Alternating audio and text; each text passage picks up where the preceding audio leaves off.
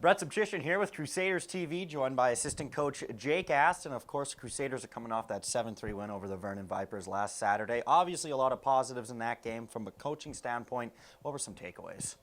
Yeah, I think a big part of that one was getting off to a good start, and then from there just managing the game, right? On the blue lines, both in our end and their end, and just making sure that we were managing the puck, not allowing them to build momentum. And then once we started creating momentum, keeping that going throughout the game, which I think for the most part we did a pretty good job of.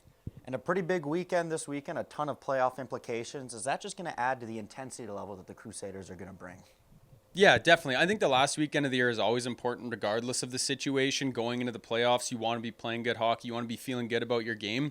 But yeah, I mean, it's for home advantage, which is definitely big. So I think regardless, we're wanting 4 points, and I don't know if it necessarily changes how we're going to play, but it definitely adds a little bit more to it.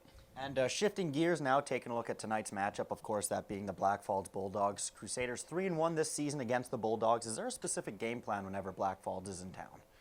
Yeah, I think for us, we don't necessarily change our game plan as much as just focus on how we want to play, our style of play.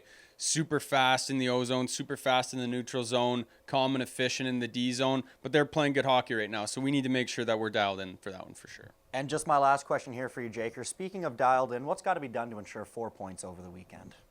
Yeah, again, I think a big part of that's going to be the starts of periods, the starts after TV timeouts, after power plays, those little momentum shifts that we talk about a lot during practice and during the games. That if we can hone in on those and make sure that we're coming out of those moments with momentum, that'll be big. Because once we gain momentum and start playing with speed, it's tough for teams to stop us. Well said. Well, good luck tonight, Jake. Our Crusaders looking to improve their season series against the Blackflads Bulldogs 4-1 as they take on their Alberta rivals.